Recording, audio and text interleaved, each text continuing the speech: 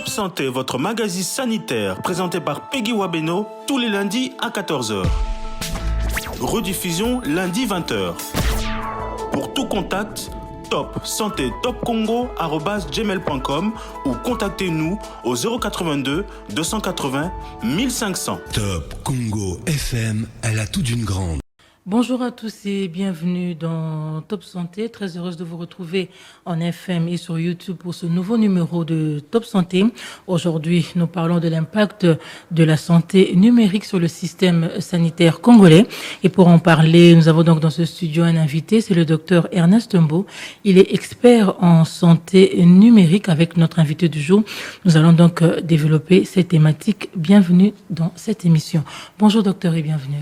Bonjour Madame Peggy, bonjour à tous les auditeurs de la radio Top Congo. Comment allez-vous? Je me sens mieux. Docteur Ernest Mbo, on parle de l'impact de la santé numérique dans les systèmes sanitaires congolais, mais j'aimerais d'abord savoir, c'est quoi la santé numérique? Très bien Madame, c'est pas compliqué au fait. La santé numérique, c'est juste l'utilisation des outils numériques ou bien des technologies de l'information et de la communication dans le secteur de la santé. C'est très simple au fait. Et pourquoi faire intervenir tous ces outils actuellement? Vous le savez, donc tout le monde le sait aujourd'hui, que le développement de tous les secteurs passe par l'utilisation de ces outils. Ça reste des outils, ce ne sont pas des solutions. Si on veut améliorer la gestion, par exemple, si on veut améliorer la disponibilité de l'information, si on veut améliorer la qualité de l'information, personne aujourd'hui ne peut s'en passer des outils numériques ou bien des technologies de l'information et de la communication aujourd'hui. Docteur Ernest Mbo, j'aimerais savoir comment est-ce que le numérique peut contribuer à améliorer le système sanitaire congolais. Écoutez, je crois que pour comprendre bien les choses, le système de santé est structuré un peu. On va essayer de naviguer entre les différents piliers du système pour comprendre vraiment comment le numérique peut apporter un plus-value dans ce qui est déjà fait dans le pays. Si je prends par exemple les piliers prestations des services, vous vous rendez compte avec moi que si on veut améliorer la qualité des prestations, les outils numériques ont une place de choix. Pourquoi? Aujourd'hui, si vous allez dans tous les hôpitaux à travers le monde, tous les hôpitaux qui se respectent à la limite, vous trouverez qu'il y a des dossiers médicaux informatisés. On n'utilise plus des fiches papier, on n'utilise plus l'archivage antérieur et ces dossiers médicaux informatisés nous facilitent beaucoup la tâche. La rapidité dans laquelle on vous prend en charge, la possibilité d'avoir toutes les informations antérieures sur les malades et les informations de qualité et cette possibilité d'utiliser également l'intelligence artificielle qui est derrière ces dossiers. Je donne un exemple. Si vous avez un dossier intégré médical, le médecin qui prescrit a cette flexibilité, cette facilité d'être guidé par l'outil informatique qui est derrière. S'il veut faire une erreur, par exemple, sur les dosages, lorsque les choses sont bien paramétrées, bien structurées, ça va lui indiquer qu'il s'agit d'un enfant. Ce que vous voulez donner là, c'est pas pour un enfant. Donc, vous voyez, donc il y a beaucoup à bénéficier de ces outils aujourd'hui.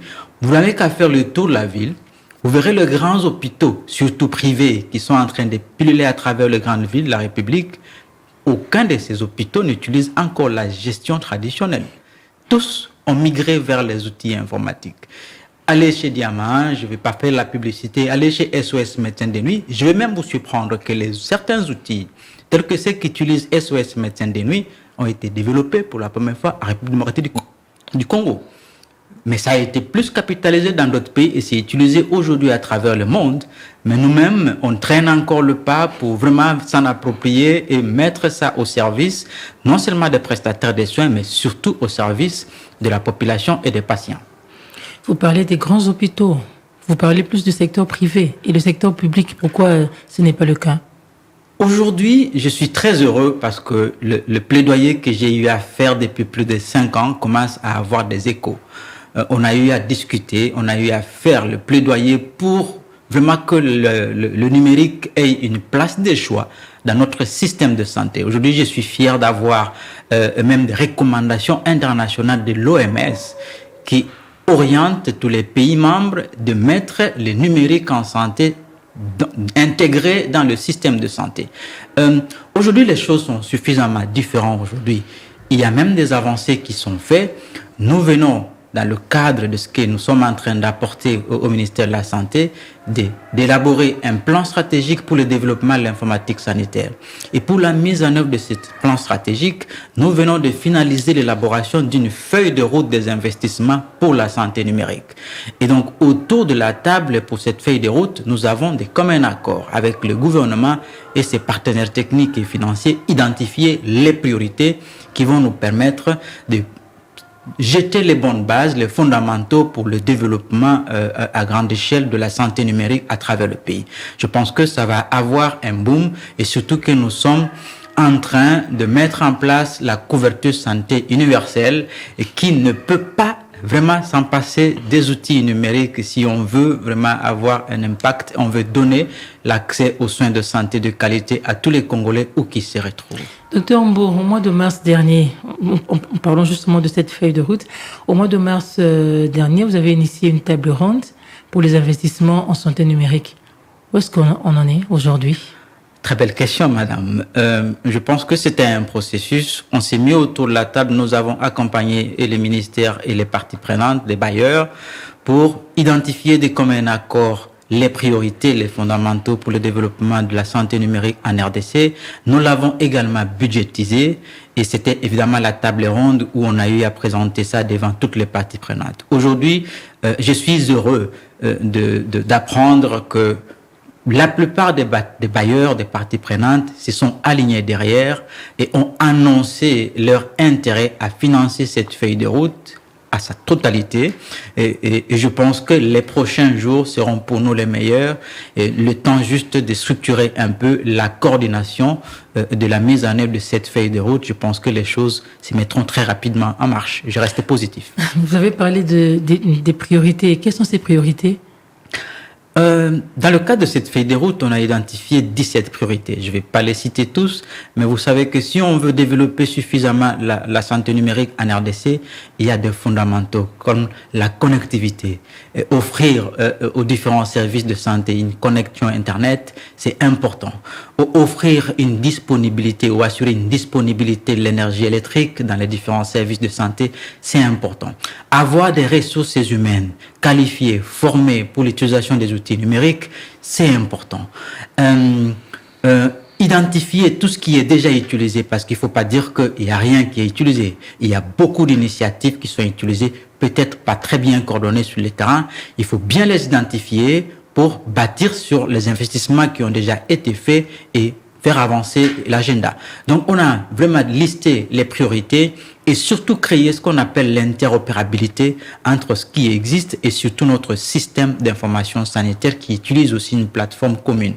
Donc, il y a vraiment des priorités que nous avons de manière intelligente identifiées et pour les 3 prochaines années. Ce sont les fondamentaux qui nous permettront, au bout de 3 ans, 4 ans, vraiment commencer à voir de manière positive le développement de l'informatique de santé dans le pays. Mais est-ce que vous travaillez déjà sur ces priorités ?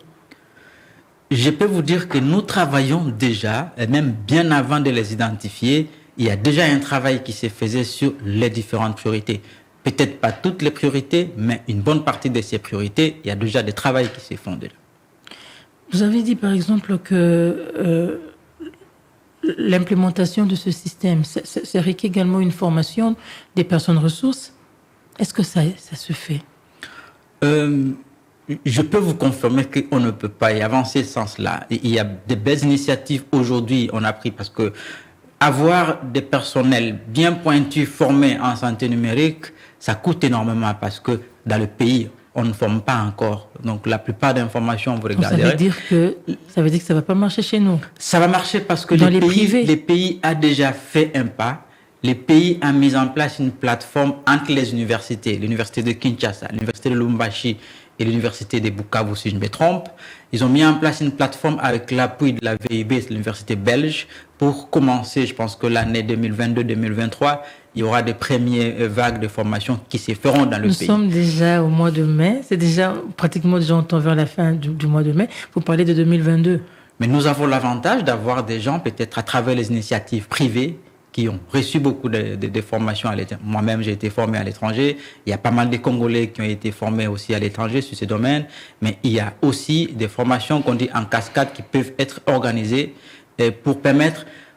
Il faut faire la part des choses, en fait. La formation pour les utilisateurs, ça, c'est autre chose. Ça peut se faire avec l'appui de toutes les ressources qui peuvent être identifiées dans la sous-région ou même dans le pays ou en dehors de la sous-région. Mais là, je parlais plus de la formation des personnels bien pointus qui vont essayer d'aider vraiment à développer la santé numérique à travers le pays, parce que la RDC, c'est pas un petit pays, c'est un vaste pays. C'est pas seulement Kinshasa. Pas seulement Kinshasa, c'est 26 provinces, c'est 519 zones de santé, et donc il faut s'assurer d'avoir des personnes ressources qui connaissent le métier et qui sont disponibles pour couvrir tous les pays. Et ça, c'est le challenge, mais on a déjà projeté pour les prochaines années, parce qu'il faut planifier. Il faut pas aller à l'avant vite. Nous avons déjà aidé à planifier et c'est le plus important. Le reste, on va bâtir avec ce qui existe déjà et on se projette pour les prochaines années. Et selon la feuille de route, les bailleurs de fonds sont disponibles à financer la totalité. C'est à peu près combien l'enveloppe? Bon, je ne vais pas entrer dans les chiffres. Je pense que cette feuille de route a été très modeste. Très modeste parce qu'on a tenu compte non seulement des besoins en termes d'argent, mais aussi de notre capacité de mise en œuvre. Vous pouvez demander beaucoup d'argent, mais lorsque, on a parlé des ressources humaines, lorsque vous n'avez pas suffisamment de ressources humaines pour vous déployer en une fois ou en 2 ans directement dans les 519 zones de santé, c'est un problème. Donc je pense que cette première feuille de route qui va jusqu'en 2024 est chiffrée autour de 36 millions de dollars, qui est en train d'être couvert presque à sa grande totalité. Docteur Ernest Mbo, ça c'est la part des bailleurs de fonds. Et quelle est la part du gouvernement congolais? Le ministère de la Santé publique, aujourd'hui c'est Santé publique, Hygiène et Prévention, prévoit quoi exactement? Moi, je suis pas tout à fait d'accord que ce soit uniquement la part des bailleurs. Je pense que le gouvernement congolais a déjà lancé des signaux forts, laissez-moi le mentionner. Il y a quelques années, les choses n'étaient pas telles que nous les avons aujourd'hui. Le chef de l'État, quand il a pris ses fonctions, je suis très heureux, j'ai appris que le numérique était l'un de ses piliers principaux pour le développement de ces pays. Et nous l'avons vu à l'œuvre. Un conseiller spécial en charge du numérique, un ministère du numérique a été créé pour la première fois dans ce pays et le pays vient de mettre en place toute une agence pour le développement de la santé numérique. Ce sont des signaux forts. Et je pense que les fonctionnements de ces différentes structures, je pense que la prise en charge de tous ces personnels qu'il faut recruter, qu'il faut former, le gouvernement s'est positionné pour vraiment assurer une bonne partie parce que c'est de son droit et c'est vraiment régalien pour le pays. Et le reste sont des grands investissements que cela demande. Les bailleurs se sont évidemment rangés derrière le gouvernement qui a déjà montré la dynamique actuelle et je pense que le gouvernement est en train de faire sa part à la limite de ses moyens, mais évidemment appuyé par les bailleurs et les partenaires traditionnels. Mais concrètement, comment ça va se faire concrètement? Ça va se faire concrètement de la manière la plus simple possible. L'agence dont j'ai mentionné, qui existait déjà à Nissis, l'Agence nationale d'ingénierie clinique de l'information et de l'informatique de santé, qui vient d'être transformée en établissement public, et donc ça change légèrement la donne, effectivement pour lui donner plus de pouvoir de coordonner la mise en œuvre de cette feuille de route, pour limiter là, mais c'est surtout le développement de la santé numérique en interconnexion avec non seulement les ministères du numérique, mais aussi les autres ministères qui ont aussi un impact sur la santé. Je regarde un peu ce que fait le ministère des Affaires sociales. Donc, comprenez que les choses sont en train de s'organiser, de se mettre en place. Toute la mise en œuvre, toute la coordination des interventions en termes de développement de la santé numérique devait se faire autour de cette structure que le pays a mise en place et qui, les prochaines semaines ou les prochains jours, va déjà se mettre en place et être apte à pouvoir apporter ce qu'on attend de... Mais au niveau de la population, comment est-ce qu'elle va ressentir les effets de, si on peut dire, de cette permutation? Vous comprenez que quand on se lance sur des innovations, c'est un changement qui arrive. Il ne faut pas s'attendre comme à un bâton magique. Donc, ça va se sentir progressivement. Je donne un exemple. Aujourd'hui, pendant que nous discutons, vous avez posé la question, est-ce que vous travaillez déjà sur certaines des priorités que vous avez identifiées? Je vous ai dit évidemment oui. Il y a des hôpitaux publics, des centres de santé qui sont par exemple, en train de s'informatiser aujourd'hui. Je suis en train de suivre des équipes qui sont dans le sud Ubangi, dans la Chopo, pour former d'abord les gens, pour mettre le réseau local. Donc, il y a déjà du travail qui s'est fait sur le terrain. Si je regarde du côté de notre système d'information sanitaire, aujourd'hui, nous avons le DHS2 déployé dans le 519 zones de santé. C'est-à-dire, on a aujourd'hui la capacité d'avoir très rapidement, à tous les niveaux, l'information des différentes zones de santé qui remontent, ça que on fasse des colis, des papiers qui nous remontent. Les zones de santé encodent les données et nous les avons vraiment bien analysées, et ça nous permet de prendre très rapidement les décisions. On n'est pas encore arrivé au niveau d'avoir toutes les données en temps réel, notamment les données de la surveillance épidémiologique, même si on les a un peu en différé, mais ça nous permet aujourd'hui de se mettre en place, par exemple, pour riposter contre les épidémies ou les grandes endémies. On a vu comment on s'est déployé très rapidement à l'Équateur quand on a annoncé le premier cas d'Ebola. Et donc ça, c'est parce que nous avons mis en place des outils numériques qui nous ont permis d'identifier très rapidement qu'il y avait un problème de santé publique dans ces coins. Et on a mis en place tous les mécanismes pour les contenir. Voilà un peu l'impact que ça n'a pas été le cas il y a quelques années. Donc, voilà, c'est l'apport du numérique évidemment dans le système de santé. Et sans oublier les autres volets, l'amélioration de la gestion logistique en termes de médicaments. On est en train de travailler sur notre priorité aujourd'hui, par exemple la traçabilité de tous les médicaments. Vous savez, la disponibilité de médicaments ou la circulation de médicaments de faible qualité dans le pays constitue encore un problème. Et le numérique peut évidemment nous aider à tracer, à suivre et à améliorer la gestion de cette logistique à tous les niveaux. Et voilà, ça va avoir évidemment un impact direct sur la santé de la population et la prise en charge.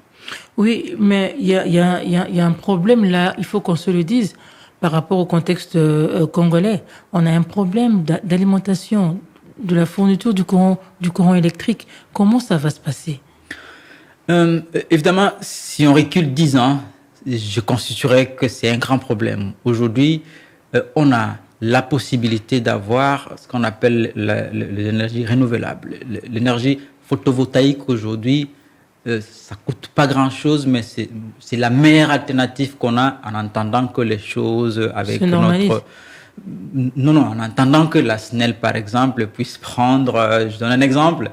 Mais aujourd'hui, dans tout ce que nous faisons pour s'assurer que les zones de santé, s'assurer que les hôpitaux ont de l'énergie électrique à permanence, parce que quand vous mettez en place un système de gestion hospitalière informatisé, vous n'avez même pas les droits que ces systèmes ne tournent pas une seule minute. Et donc, on se déploie avec de l'énergie photovoltaïque, des batteries lithium aujourd'hui qui ont une demi-vie ou un temps qui peut aller jusqu'à 5 ans d'investissement. Donc, je pense que c'est la meilleure alternative aujourd'hui et c'est avec ça que nous voulons avancer en entendant qu'on amène d'autres sources d'énergie qui sont beaucoup plus fiables. Mais ces énergies-là nous aident déjà suffisamment dans le domaine de la santé numérique. Et à part Kinshasa, ce projet est implémenté dans quelle autre province aussi? On est à travers le pays. Je n'ai pas seulement parlé de Kinshasa. C'est vrai que la planification, les discussions, on le fait à Kinshasa, mais nous ne ciblons pas que Kinshasa. Nous ciblons les 26 provinces. Nous ciblons les 519 zones de santé. Mais vous conviendrez avec moi que on n'a pas les ressources, on n'a pas la capacité de se déployer partout. Et vous avez dit que les bailleurs de fonds sont disponibles à financer la totalité du projet. Selon ce qu'on a ciblé, parce qu'on n'a pas ciblé tous les pays conformément à notre capacité de mise en œuvre. Je l'ai mentionné tout à l'heure. Une fois que l'agence qui est en train de se mettre en place se met en place, une fois qu'on a formé suffisamment de ressources humaines, je pense qu'à ce moment-là, on peut s'installer sur les 519 zones sans problème. Mais là, on a fait une certaine projection, on se dit, avec les capacités qu'on peut mobiliser en termes de ressources humaines, qu'est-ce qu'on peut réaliser? On a ciblé un certain nombre de zones réparties dans toutes les provinces, soyez-en rassurés, et on a ciblé un certain nombre de services aussi du ministère de la Santé, et les autres, on va les intégrer progressivement. Ça me laisse un peu dubitative. En province, surtout dans l'arrière-pays. Oui. Je me demande comment est-ce que vraiment ce projet pourrait marcher. Ça marche déjà, et je vous rassure. À votre niveau, oui. Je vous ai dit que je suis en train de suivre ce qui s'est fait, par exemple, à Chopo. Aujourd'hui, on est en train de finir l'informatisation de l'hôpital général de Bouamanda. Bouamanda, c'est où? C'est à l'arrière-pays. L'équipe a déjà fait le travail à Tandala. Tandala, c'est loin de Guémena. Le travail s'est fait à Isangui. Vous savez où ça se trouve? C'est vraiment loin. C'est la province de Tchopo. C'est pas seulement dans les grandes villes. Et nous, dans la planification, on sait que si on veut vraiment avoir beaucoup d'impact, il faut amener la digitalisation, il faut amener les outils numériques là où les gens en ont plus besoin. C'est quoi le problème aujourd'hui? On sait que parmi les problèmes des prestations de services chez nous, c'est cette mauvaise répartition des ressources humaines qualifiées à travers le pays. Et soyez-en rassurés, en amenant les outils numériques à travers l'arrière-pays, on peut bien réduire cette fossé-là. Par exemple, il y a aujourd'hui, avec le boom que le numérique en santé a connu avec la Covid, on a développé suffisamment de plateformes de télémédecine, de plateformes de téléconsultation, de téléexpertise. Mais est-ce qu'il n'y a pas, en développant toutes ces plateformes-là, est-ce qu'on ne craint pas l'anarque là-dedans? Écoutez, dans l'utilisation des technologies de l'information et de la communication, c'est pas toujours du rose. Il y a deux risques, évidemment, qu'il faut prendre en compte. Mais l'arnaque, je pense pas trop, parce que ce sont des professionnels. On met en place des mécanismes pour s'assurer que ce qu'on prend ou ce qu'on décide de prendre pour les pays, c'est la bonne, mais tout en mettant les marges de sécurité nécessaires pour la protection des données, pour la protection de nos services. Merci bien. Docteur Mbo, aujourd'hui, la majorité, en fait, la plupart des hôpitaux à Kinshasa, plus précisément, vous l'avez dit, les hôpitaux publics essaient de numériser leur système. Mais qu'en est-il des hôpitaux qui sont encore traditionnels? On écrit encore sur des papiers, on remplit encore les fiches à la main. Qu'est-ce qui est prévu pour ces hôpitaux? Évidemment, ça reste encore un problème et je pense que c'est ce que nous voulons résoudre avec cette feuille de route.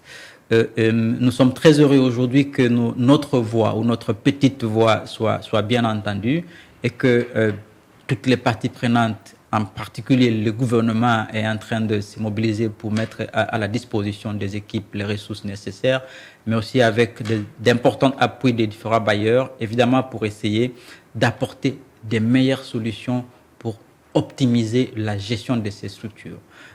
Vous convenez avec moi que si on a aujourd'hui beaucoup de problèmes, par exemple, il n'y a pas assez de motivation de personnel, il n'y a pas assez de médicaments, c'est parce que ces structures-là, qui se gèrent encore avec les outils traditionnels, ne sont pas gérées de manière optimale. Ce n'est pas seulement question d'hommes, c'est question d'outils de gestion. Je ne vois pas cette société qui se respecte aujourd'hui, qui se gère encore de manière traditionnelle. Ça n'existait presque pas. Et c'est vraiment l'effort que le gouvernement, avec l'appui de ses bailleurs, est en train de vouloir mettre en place pour aider à ce que les personnels de santé qui se déploient déjà à la limite de leurs moyens aient des outils qui leur permettent de mieux gérer et de mieux se coordonner. Aujourd'hui, je suis heureux d'apprendre, par exemple, je ne vais pas faire la publicité, l'hôpital de Ngaliema s'est informatisé presque à 75% sur fonds propres parce que les managers ont compris l'impact que cela peut apporter dans leur style de management et surtout dans la qualité de services qu'ils offrent. Ils se sont investis avec leurs fonds propres, les maigres fonds qu'ils ont, pour informatiser cet hôpital. Ils sont presque à 75%. Ce sont des initiatives comme ça qu'il faut encourager. Je pense que s'il faut prioriser un hôpital en particulier, ce sont ceux qui ont déjà montré vraiment la bonne volonté et cette dynamique. Parce qu'ils ont la possibilité de le faire. Comment ça? Vous l'avez dit, l'hôpital de Ngaliema. Non, mais ils ont mis du sérieux. Ils l'ont fait sur fonds propres. Et qu'en est-il des autres hôpitaux publics? Eh bien, c'est ça le problème. Et donc, ce que nous sommes en train de faire, c'est pas seulement apporter des solutions prêtes à porter, mais surtout faire la promotion, faire comprendre à ceux qui gèrent ces structures et surtout à la hiérarchie que apporter les outils numériques, ce sont des investissements pour lesquels le retour sur ces investissements-là sont très rapides et très remarquables. Mais pourquoi ça prend trop de temps? Pourquoi ça pose problème ici, alors que sous d'autres cieux, c'est comme si on claquait les doigts de la main? Ça posait des sérieux problèmes hier, je l'ai mentionné. Évidemment parce qu'on n'était pas bien compris, il n'y avait pas ce que nous avons aujourd'hui comme atout. Le premier atout que nous avons, c'est cette volonté politique hautement affichée. Ça, on n'en avait pas avant. Le deuxième atout aujourd'hui, excusez-moi de le mentionner, c'est la Covid. La Covid a permis à tout le monde de se rendre compte qu'on ne peut plus s'en passer des outils numériques. Aujourd'hui, évidemment, dans le cercle du gouvernement, dans le cercle du ministère de la Santé, ce n'est plus un choix. Hier, on discutait, écoute Ernest, est-ce que tu penses que c'est la priorité? Est-ce qu'il ne faudrait pas apporter d'abord les équipements et les médicaments et ton numérique et digital, ça reste après? Non, il ne faut pas réfléchir comme ça. Aujourd'hui, on se comprend que le numérique doit accompagner tout. C'est le numérique qui améliore la gestion. C'est le numérique qui améliore, qui rationalise ce que nous avons déjà comme maigres ressources. Donc, avec le numérique, on s'est battu quelque chose sur le long terme et développer ce que nous avons. Et quels sont les préalables à remplir pour que le Congolais puisse vraiment expérimenter ce processus? Je pense qu'on a, en échangeant déjà depuis le début, j'ai mentionné quelques préalables. Aujourd'hui, si dans la budgétisation, par exemple, pour informatiser un hôpital, ça nous coûte ce que ça coûte aujourd'hui. Je vous dis 50% de ce que ça coûte pour informatiser un hôpital, c'est lié à l'énergie et à la connectivité. Vous comprenez? Si on avait une bonne couverture en termes d'énergie électrique, ça se ferait très facilement comme ça se fait ailleurs. Donc, nous avons des contraintes qui nous poussent à réfléchir sur comment mettre en place des solutions alternatives. Et donc, avoir une bonne couverture Internet, c'est aussi un sérieux problème. Aujourd'hui, on est dans les grandes villes. Quelques zones de santé sont couvertes, limitées au niveau des bureaux centraux. On a déployé suffisamment de ressources pour vous dire que le travail s'est fait déjà bien avant, avec l'utilisation des VSAT.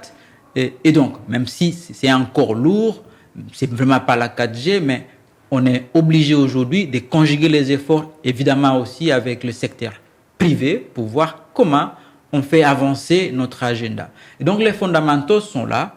La formation, je le mentionne toujours, c'est vrai que si on regarde la feuille de route, la liste de 17 priorités, les dernières priorités, c'est les formations et les recherches, mais moi, si on me demande de faire un ordre, je mettrai les formations et la recherche au devant. Et le reste, ça va arriver, parce que si vous n'avez pas les ressources humaines qualifiées, qui vont porter ces différents projets, qui vont accompagner la mise en œuvre à travers le pays, voyez-vous? Et donc, ce sont là les principaux fondamentaux. Mais surtout cette volonté que nous avons aujourd'hui, qui nécessite évidemment des ressources financières. Quand vous dites cette volonté que nous avons aujourd'hui, vous faites allusion à qui? Je fais allusion au chef de l'État, je fais allusion à tous les gouvernements, je fais allusion au ministre de la Santé qui se montre très, très impliqué en tout ce qui concerne le numérique en santé. Ça fait partie de ses priorités et ça nous fait plaisir et ça nous fait avancer. Quels sont les défis qu'il faut relever au pays? Merci madame, je pense que c'est une très belle question. Il y a beaucoup de défis. Je pense que ce que je peux mentionner très rapidement aujourd'hui, c'est cette nécessité de bien coordonner les différentes initiatives. Et donc, on a aujourd'hui des signaux positifs. Il y a cette agence qui est appelée à piloter ou à coordonner le développement de la santé numérique à travers le pays, ANISIS, qui est transformée par le récent décret du Premier ministre à un établissement public. Ça devient ANICNS, c'est-à-dire Agence nationale d'ingénierie clinique et du numérique en santé. Et c'est déjà un signal fort que l'on compte mettre en place ces mécanismes de coordination et pour développer le numérique. Mais ce qui restera, en fait, ça reste du papier, c'est d'identifier de bonnes personnes, des ressources bien qualifiées et les motiver sérieusement et les contenir parce qu'ils peuvent partir après. Quand vous dites les motiver sérieusement, ça veut dire quoi? Ça veut dire que c'est un domaine assez récent, donc, assez nouveau. Bien les rémunérer, c'est ça? Oui, en fait, parce qu'il faut mettre les gens dans des conditions de travail les plus idéales possibles si on veut vraiment compter sur leur productivité. Parce que je vous rassure alors qu'il y a déjà des problèmes dans le secteur de la santé, des revendications des médecins par-ci par-là. Mais je peux vous rassurer que tous ces problèmes peuvent trouver une partie de leur solution avec le développement du numérique. Tenez par exemple, il y a aujourd'hui, dans tous les grands hôpitaux aujourd'hui, si vous posez des questions, on vous dira qu'il y a des effectifs pléthoriques. Personne ne sait aujourd'hui dire au gouvernement qui a fait exactement quoi pendant le mois, mais qui réclame le paiement. Je suis désolé de le mentionner aujourd'hui. Je fais une étude de faisabilité pour l'informatisation d'une structure ici à Kinshasa. Je pose la question, la capacité de la structure c'est 50 lits. Combien de médecins vous avez? 200 médecins. Vous imaginez 200 médecins pour 50 lits, ce que ça représente? Les 200 médecins font quoi exactement? Je pose une question subtile au médecin directeur. Combien vous connaissez et de noms et de figures? Il me dit une vingtaine. Ça veut dire que les gens sont sur ces listes-là, uniquement peut-être pour sécuriser leur énumération, mais le gros de leur travail est fait ailleurs. Personne ne sait les suivre de manière longitudinale. Aujourd'hui, avec le numérique, nous avons tout à mettre en place. On sait bien sûr, Madame Peggy, elle est arrivée avec peut-être ton empreinte digitale, elle est arrivée au service le matin, elle est partie à telle heure. Ça, c'est ce que peut apporter évidemment le numérique dans la gestion des ressources humaines et améliorer évidemment. Parce que si on dit on fait le contrôle physique, évidemment ces contrôles physiques qui sont faits de manière répétitive nous ont permis à identifier beaucoup d'effectifs. Mais savez-vous que quand on lance, qu'on va faire les contrôles physiques par exemple chez Top Congo, et même les morts vont se ressusciter pour venir se faire contrôler. Et donc il y a beaucoup à gagner avec le numérique sur tous les plans. Et il existe déjà des problèmes, et je peux vous lister tous les problèmes qui sont bien identifiés, même dans le plan national de développement de l'informatique sanitaire, qui peuvent trouver évidemment les réponses avec le numérique. L'informatique dans le secteur de la santé, qu'est-ce que le patient a à gagner? Le patient a tout à gagner. Je m'explique. Le patient qui, naturellement, quand tu vas à un hôpital qui utilise encore la gestion traditionnelle, n'a pas un dossier médical. On vous fait acheter des fiches par épisode. Vous arrivez, il faut racheter une autre fiche. À la limite, quelques hôpitaux qui se respectent, ils vont aller chercher votre dossier sur base de votre numéro si vous l'avez. Et ça prend combien de temps pour retrouver les dossiers, vous savez? Et ça, tout ça, ça va être limité. Quand vous arrivez, vous donnez seulement peut-être votre nom ou votre numéro de téléphone. Allez dans les hôpitaux qui ont mis en place le système informatique, on retrouve tout de suite votre dossier. Et vous gagnez en termes de temps. Le reste, tout ce que vous aviez connu comme problème, le médecin qui se lève, il est là. Il est devant lui. Le médecin qui te prescrit un médicament, quand tu as déjà mentionné, par exemple, que tu es diabétique, s'il peut se tromper, parce que c'est un humain, le système lui rappelle. Donc, le malade a tout à gagner. La traçabilité de médicaments, par exemple. Quand vous avez l'accès aux médicaments, c'est pas gagné quand le médecin te prescrit, par exemple, un antipaludéen ou un antibiotique. S'il n'y a pas à l'hôpital, il faut aller chercher en dehors de l'hôpital. Et quand vous allez en dehors de l'hôpital, vous n'avez pas les assurances d'avoir des produits de bonne qualité. Tout ça, le numérique peut résoudre ces problèmes. Mais je l'ai mentionné tout à l'heure, que le numérique, c'est un outil au service de l'homme. Ce n'est pas la solution magique. Mais si nous acceptons à l'utiliser de manière efficiente, on choisit des bons outils, on les met en place de la plus belle manière selon les recommandations internationales, je pense que et le malade, et le prestataire des soins, et le gouvernement congolais et toute la communauté congolaise, nous avons beaucoup à gagner et très peu à perdre. Mais est-ce qu'il y aura une interconnexion entre différents hôpitaux? Un malade qui était soit dans un autre hôpital, qui a décidé ou bien qui a été référé dans un autre établissement sanitaire, est-ce que son dossier pourrait être transféré directement via ce système? Je pense que c'est parmi les recommandations. Quand j'ai mentionné tout à l'heure les fondamentaux, je dis la coordination. C'est ici vraiment l'occasion pour moi de marteler cela, parce que si le développement de la santé numérique est bien coordonné, on doit arriver à cela. Vous avez votre carte ou votre identifiant unique avec lequel vous pouvez circuler à travers le pays. Vous arrivez à Lubumbashi, on a accès à votre dossier médical. Ça, c'est ce qui est faisable et c'est vers là que nous voulons aller.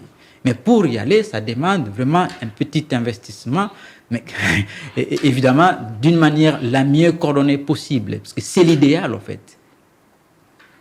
Santé numérique, vous avez dit qu'il pourrait prendre comme support la couverture santé universelle, mais non, c'est l'inverse. C'est la couverture santé universelle qui doit s'asseoir sur la santé numérique. La couverture santé universelle s'assied sur la santé numérique, mais la CSU elle-même, jusqu'à ce jour, n'est pas toujours mise en œuvre. Est-ce que c'est pas du chimère? Je ne voudrais pas entrer dans ce débat, mais à ma connaissance, parce que j'ai eu des discussions directes avec ceux qui sont appelés à faire avancer ce dossier, les choses bougent et les choses avancent. Restons positifs. J'ai vu il y a quelques semaines, il y a eu ces décrets, cette série de décrets que le Premier ministre a pris, mettant en place des nouvelles structures qui vont principalement apporter la mise en œuvre de la couverture santé universelle, notamment l'agence dont on a parlé tout à l'heure ici, qui est transformée. C'est dans ce cadre-là que tous des décrets ont été pris par le Premier ministre. Et je pense que les différents ministères impliqués sont en train de travailler vraiment pour que les choses avancent.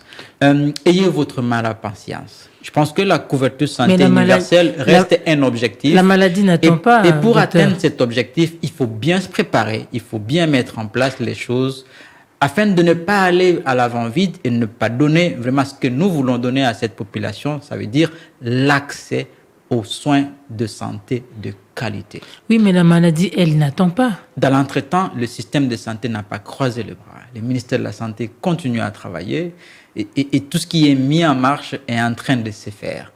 En attendant que nous nous conformions derrière la vision de la CSU, l'objectif de la CSU, ça ne veut pas dire que le système de santé est en pause. Le système de santé fonctionne et je vois les autorités du ministère de la Santé se couper en 1000 morceaux pour maintenir ce système à un niveau acceptable de performance. Docteur Ernest Mbour, je vous dis merci. Merci, madame. Vous avez autre chose à ajouter? Non, uniquement vous remercier pour cette opportunité que vous m'avez donnée de mettre à la sellette la santé numérique afin de pouvoir apporter notre petite contribution dans la construction, évidemment, de cette vision de la couverture santé universelle, mais à travers les outils numériques. Merci. Je vous en prie. Voilà, fidèles auditeurs de Top Congo FM, chers internautes, c'est la fin de cette émission consacrée à l'impact du numérique dans le système sanitaire congolais.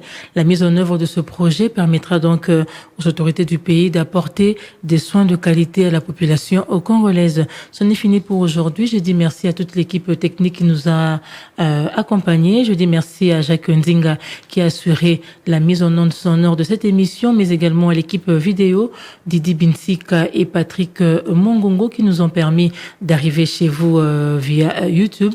Merci à vous aussi de nous avoir suivis. Lundi prochain, un nouveau numéro. En attendant, prenez soin de vous. Maman, viens voir. Qu'as-tu, mon enfant? Je souffre et j'ai très mal. T'as mal où c'est? Ici, sur le côté. Top Santé, votre magazine sanitaire, présenté par Peggy Wabeno, tous les lundis à 14h. Rediffusion lundi 20h. Pour tout contact, top santé topcongo@gmail.com ou contactez-nous au 082 280 1500. Top Congo FM à la toute d'une grande.